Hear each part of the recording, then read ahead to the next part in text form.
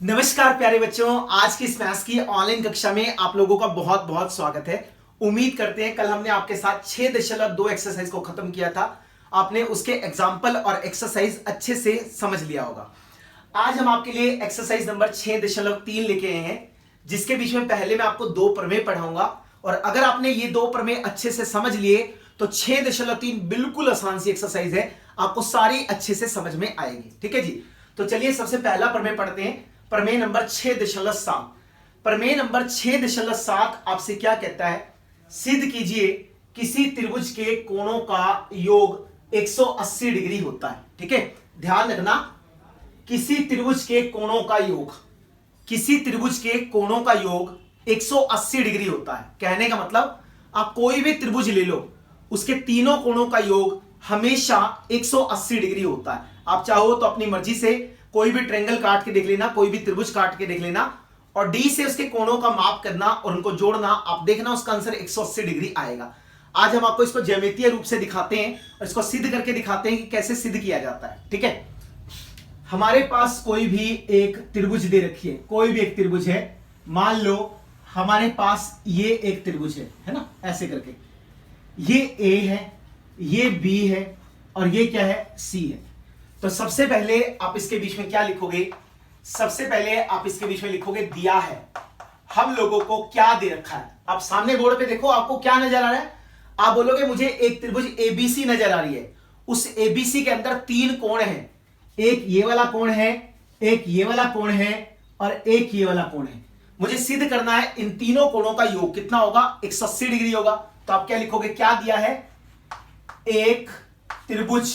ठीक है, मुझे एक त्रिभुज दी गई है, एक त्रिभुज ए बी सी, जिसमें एक त्रिभुज ए बी सी जिसमें कोण ए, जिसमें कोण ए, कोण बी और कोण सी, जिसमें कोण ए, कोण बी और कोण सी त्रिभुज के अंतः कोण है। अरे भाई ठीक है, त्रिभुज के अंतः कोण है, कहने का मतलब त्रिभुज के बीच वाले कोण है। अरे भाई ठीक है, हमें क्या सिद्ध करना था? किसी त्रिभुज के कोणों का, कहने का मतलब जितने भी कोण है सबका योग। तो आप लिखोगे सिद्ध करना। हम लोगों को सिद्ध करना है। ठीक है, हम लोगों को क्या सिद्ध करना है? हम लोगों को सिद्ध करना है कोण ए जमा कोण बी जमा कोण सी किसके बराबर आएगा? 180 डिग्री के बराबर आएगा। यह हमें सिद्ध करना है, कोण ए जमा कोण बी जमा कोण सी 180 डिग्री के बराबर आएगा। ठीक है, इसके लिए हम लोग सबसे पहले लिखते हैं रचना, है ना। रचना जो होती है, रचना क्या कहती है? रचना कहती है हम लोगों को एक रेखा खींचनी है जो बीसी के समांतर है तथा ए के बीच में से होके जाती है। ठीक है, क्या है? इसको यहां लिख लो, ये कोण ए है, इसको यहां लिख लेते हैं कोण बी और इसको मैंने लिखा कोण सी। तो एक त्रिभुज एबीसी दे रखी है जिसके बीच में कोण ए, कोण बी और कोण सी क्या है? अंतः कोण है। अब रचना में हम लोगों ने क्या किया? रचना में हम लोगों ने एक रेखा खींची जो ए से होके जाती है तथा बीसी के समांतर है। इसको मैंने नाम दे दिया पी का और इसको मैंने नाम दे दिया किसका? क्यू का। ठीक है, तो आप क्या लिखोगे? आप इसको लिखोगे एक रेखा पी क्यू, एक रेखा पी क्यू जो ए से होकर गुजरती है, जो ए से होकर गुजरती है। एक रेखा पी क्यू जो ए से होकर गुजरती है, ए से होकर गुजरती है तथा बीसी के समांतर है, तथा बीसी के समांतर खींची। अरे भाई ठीक है, बीसी के समांतर खींची। हम लोगों ने एक रेखा खींची पी क्यू जो ए से होके जाती है और बीसी के क्या है? समांतर है। अरे भाई ठीक है, अब देखिए प्रमाण, जो प्रमाण है इसका वो तो बहुत ही सरल है। अगर आप थोड़ा सा दिमाग लगाएंगे तो 2 सेकंड का खेल है सिर्फ। सामने बोर्ड पे ध्यान से देखिए। ठीक है, सबसे पहले आप क्या लिखोगे? सबसे पहले आप लिखोगे पी क्यू जो है वो बीसी के समांतर है ना, बड़े वाले दो डंडे, इसका मतलब समांतर है। ये हमने क्या किया? ये हमने रचना से देखा है कि ऐसा है। ठीक है, अगर मैं ए बी को तिर्यक रेखा ले लूं, ठीक है, हमने क्या लिखा? ए बी एक तिर्यक रेखा है। अरे भी ठीक है ना, जो ए बी हमारे पास है, ए बी हमारे पास एक तिर्यक रेखा है, और अगर ये तिर्यक रेखा है तो हमने आपको सिखाया था इसके एक कोण इधर बन रहा है और एक कोण इधर बन रहा है। हमने इसको नाम दे दिया किसका, कोण एक का। तो आप यहां से कह सकते हो तिर्यक रेखा के एक कोण इधर बन रहा है, एक कोण इधर बन रहा है, तो हम इसको लिख सकते हैं कोण एक जो है वो कोण बी के बराबर है। ऐसा क्यों है, क्योंकि ये वाले जो कोण है वो एकांतर कोण है। अरे भाई ठीक है, एकांतर अंतः कोण, अरे भाई ठीक है ना, एकांतर अंतः कोण है, और एकांतर अंतः कोण हमेशा आपस में बराबर होते हैं। इसी तरीके से अगर मैं AC को तिर्यक रेखा लूं तो AQ जो इधर बन रहा है ये वाला कोण और जो ये वाला कोण है ये भी आपस में बराबर होंगे। क्यों होंगे, क्योंकि ये भी एकांतर अंतः कोण है। तो आप क्या लिखोगे, आप इसमें लिख सकते हो क्या कि AC एक तिर्यक रेखा है। अरे भाई ठीक है, जो AC हमारे पास है, AC हमारे पास एक तिर्यक रेखा है, और अगर ये तिर्यक रेखा है तो इस तिर्यक रेखा के एक कोण उधर बन रहा है, एक इधर बन रहा है। आप देखो ना, अगर मैंने AC को तिर्यक रेखा लिया तो एक कोण इधर बन रहा है और एक कोण इधर बन रहा है, तो हम इसको लिख सकते हैं कि जो कोण 2 है और जो कोण C है वो बराबर है। वो भी क्यों बराबर है, क्योंकि ये हमारे पास एकांतर अंतः कोण है। जब भी कोई एक तिर्यक रेखा किसी भी दो समांतर रेखाओं को काटती है तो तिर्यक रेखा के एक कोण इधर बनता है और एक कोण इधर बनता है। इनको रुसे हुए कोण भी बोलते हैं, है ना, रुस के बैठ जाते हैं, एक उधर मुंह करके बैठ जाता है, एक इधर मुंह करके बैठ जाता है, और खासियत है दोनों के दोनों बराबर होते हैं। ठीक है जी। उसके बाद आप यहां से देख सकते हो, आप क्या लिखोगे, PAQ एक रेखा है। अरे भाई ठीक है, जो PAQ है वो क्या है, एक सरल रेखा है। तो इस रेखा पे जितने भी कोण बनेंगे सबका योग कितना होगा, 180 डिग्री। तो हम इसको लिख सकते हैं, ये क्या आएगा, कोण एक जमा में इस वाले कोण का नाम बोलो, B से शुरू करो, BA और C, तो हमने इसको लिखा BAC, और प्लस में क्या आएगा, ये वाला कोण, कोण 2 किसके बराबर आएगा, 180 डिग्री के बराबर आएगा। क्यों आएगा, क्योंकि हमने आपको सिखाया था एक ही रेखा पर बने कोणों का योग, एक ही रेखा पर बने कोणों का योग 180 डिग्री होता है। अरे भाई ठीक है, जो भी एक रेखा है उसके ऊपर जितने भी कोण हैं सारे के सारे कोणों का योग 180 डिग्री होता है। ठीक है, अब आप यहां से देख सकते हो, क्या देख सकते हो, जो कोण एक है वो किसके बराबर है, B के बराबर है। तो हमने कोण एक की जगह पे B लगा दिया। अरे भाई ठीक है, BAC को हमने एज इट इज छोड़ दिया, BAC प्लस में, और जो कोण 2 है वो किसके बराबर है, वो C के बराबर है।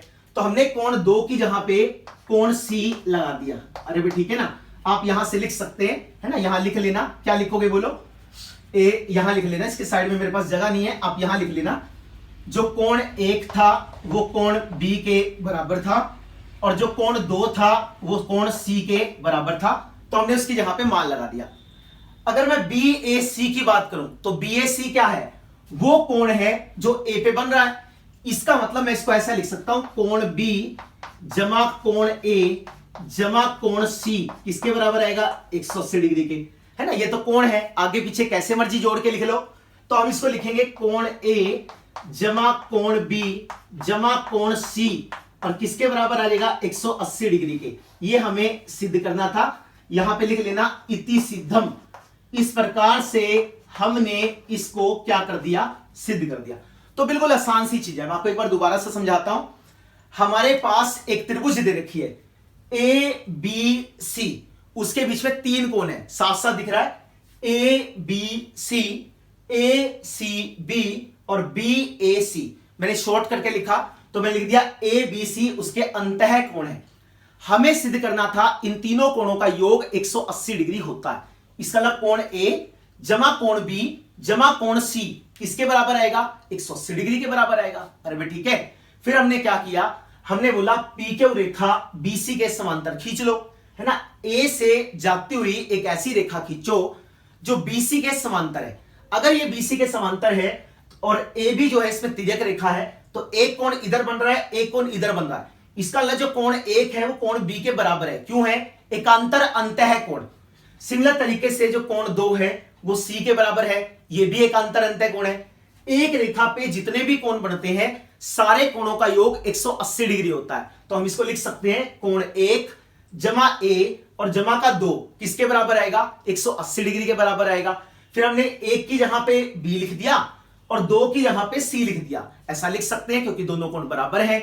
और बी ए सी को लिखा जा सकता है कोण ए, तो इसलिए कोण बी जमा कोण ए जमा कोण सी 180 के बराबर आएगा। इसको उल्टा पुल्टा कैसे मर्जी करके लिख लो, तो कोण ए जमा कोण बी जमा कोण सी 180 डिग्री के बराबर है। तो यहां से हमने यह सिद्ध किया कि कोई भी त्रिभुज हो, चाहे वो समकोण हो, चाहे वो समबाहु हो, चाहे वो समद्विबाहु हो, चाहे वो विषम बाहु हो, चाहे कोई भी त्रिभुज हो, उसमें 3 कोण होंगे और तीनों के तीनों अंतः कोणों का जो योग होगा वो 180 डिग्री के बराबर होगा। ठीक है जी, अच्छे से देखिए, इसको कोई भी प्रॉब्लम हो तो बिल्कुल आप मुझसे पूछ सकते हैं। उसके बाद फिर हम आगे चलते हैं, इसके बाद नेक्स्ट प्रमेय पे चलते हैं, प्रमेय नंबर 6.8। इसके बाद प्रमेय नंबर 6.8 को देखते हैं, यह भी बहुत महत्वपूर्ण है। इसके बिना 6.3 एक्सरसाइज नहीं होगा। एक प्रमेय पिछला जो हमने आपको पढ़ाया कि एक त्रिभुज के तीनों कोणों का योग 180 डिग्री होता है। अगला ये है, इसको पढ़ने की कोशिश करते हैं। आपसे कहते हैं यदि एक त्रिभुज की एक भुजा को आगे बढ़ाया जाए तो इस प्रकार बने बहिष्कोण दोनों अंतः सम्मुख अभिमुख कोणों के योग के बराबर होता है ना। क्या समझ में आया? कुछ नहीं आया। अब देखो, इसको समझने की कोशिश करते हैं धीरे धीरे। आपसे क्या कहता है? आपसे कहता है हमारे पास एक त्रिभुज है ऐसे करके, ये त्रिभुज है, इसका नाम है ए बी और सी। ठीक है, एक त्रिभुज एबीसी दे रखा है, इसकी एक भुजा को आगे बढ़ाना। हमने बीसी को आगे बढ़ाया, तो बीसी को जब आप आगे बढ़ाओगे कहां तक बढ़ाओगे? हमने बीसी को पी तक आगे बढ़ाया। अरे भाई ठीक है, कहता है बहिष्कोण। ये जो बहिष्कोण है, ये बहिष्कोण क्या होता है? जो त्रिभुज से बाहर बनता है। आप देख के बता सकते हो इसमें त्रिभुज से बाहर कौन बन रहा है? हम देख के बिल्कुल बता सकते हैं, त्रिभुज से बाहर ये वाला कौन बन रहा है। अगर आपसे कहा जाए कि त्रिभुज का बहिष्कोण क्या होगा, तो आप कहेंगे ए सी और पी। कोण ए सी पी त्रिभुज का बहिष्कोण है। क्या कहता है? दोनों अंतः अभिमुख कोणों के योग के बराबर होता है। इसके सामने वाले त्रिभुज के अंदर दो अंतः अभिमुख कोण हैं। कौन से हैं? एक तो ये वाला है और एक ये वाला है। तो अब हम लोगों को यह सिद्ध करना है कि ये वाला कोण इन दोनों कोणों के योग के बराबर आएगा। अरे भाई ठीक है, किसी भी त्रिभुज में एक भुजा को आगे बढ़ाया गया, उससे जो बहिष्कोण बना वो इस त्रिभुज के अंतः अभिमुख कोणों के योग के बराबर होता है। कहने का ये वाला कोण इन दोनों कोणों के योग के बराबर आएगा। अरे भाई ठीक है, कोई दिक्कत नहीं। चलें, आप इनको नाम दे दो, अगर देना है तो आसानी से लिखे जाएंगे। मैंने इसको 1 का नाम दे दिया, मैंने इसको 2 का नाम दे दिया और मैंने इसको 3 का नाम दे दिया। अब मुझे यह सिद्ध करना है कि जो कोण 1 है वो कोण 2 जमा कोण 3 के बराबर है।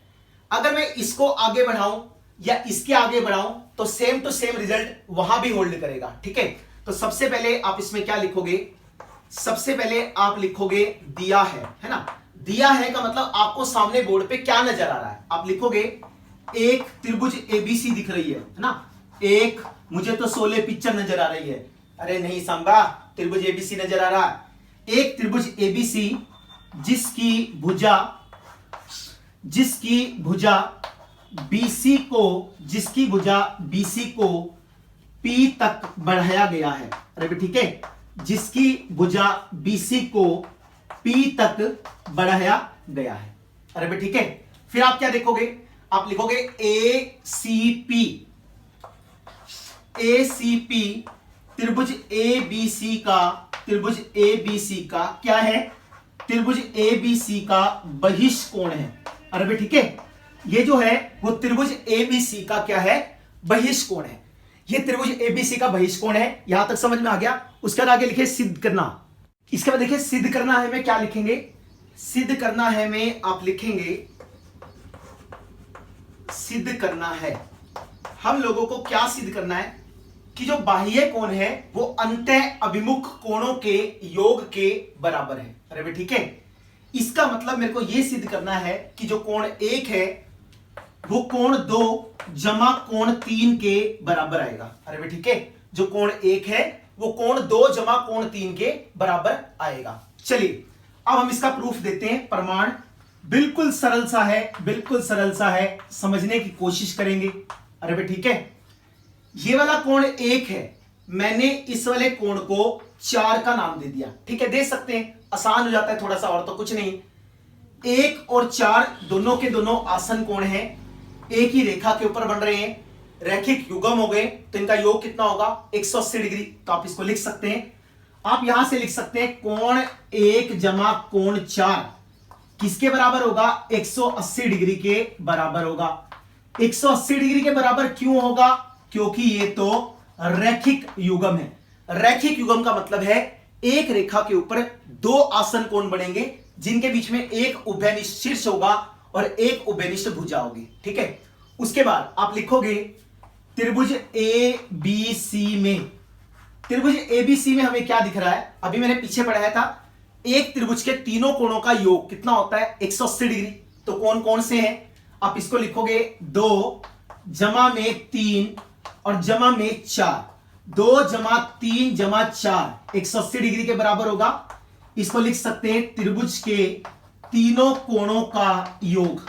अरे भाई ठीक है, त्रिभुज के तीनों कोणों का योग 180 डिग्री होता है। अरे भाई ठीक है ना, एक त्रिभुज में 3 कोण होते हैं, तीनों के तीनों कोणों का योग 180 डिग्री होता है। अगर मैं इसको समीकरण नंबर 1 मान लूं, इसको समीकरण नंबर 2 मान लूं, तो समीकरण नंबर 1 और 2 से मैं क्या कह सकता हूं, देखो आप क्या लिखोगे, समीकरण 1 व 2 से, समीकरण 1 व 2 से, तो समीकरण 1 और 2 क्या कहती है, ये भी 180 डिग्री के बराबर है, ये भी 180 डिग्री के बराबर है। कहने का मतलब क्या है, इन दोनों का बायां पक्ष बराबर है। अगर बायां पक्ष बराबर है तो दायां पक्ष भी बराबर होना चाहिए। तो हम यहां से लिख सकते हैं 1 जमा 4 किसके बराबर आएगा 2 जमा 3 जमा 4। अरे ठीक है, ऐसा बन जाएगा। अगली बार इसमें 4 को इधर लेके आऊंगा तो माइनस का 4 हो जाएगा, ये प्लस का 4 वो माइनस का 4 कट जाएगा। इससे अच्छा मैंने इसको यहीं काट दिया। तो आप यहां से देख सकते हो कोण 1 हमारे पास बराबर आ गया किसके, कोण 2 जमा 3 के। कोण 1 क्या था, बाह्य बहिष्कोण, और 2 और 3 क्या है, अंतः अभिमुख कोण। यही हमें सिद्ध करना था। इसके बाद आप लिख देना इति सिद्धम, इसको हमने सिद्ध कर दिया। अरे भाई ठीक है, ये इसका थ्योरम था, ये प्रमेय था, बिल्कुल आसान सी चीज है, कुछ भी नहीं है। बस आपको यह समझ में आना चाहिए, इस त्रिभुज के बाहर जो कोण बन रहा है ना, उसको हम लोग क्या बोलते हैं, बाह्य कोण, है ना, जिसको इसका काम किसका नाम देता है, बहिष्कोण का।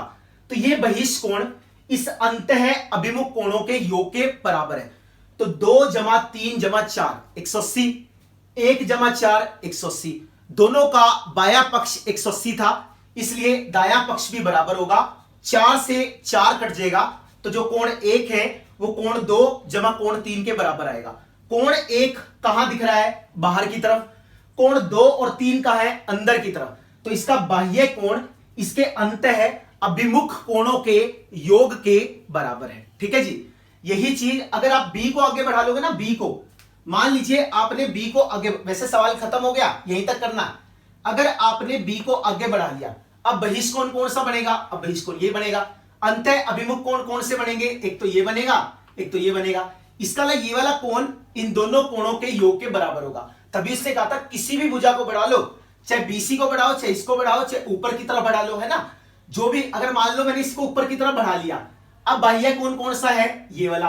अंतः अभिमुख कोण कौन से हैं, ये वाला और ये वाला।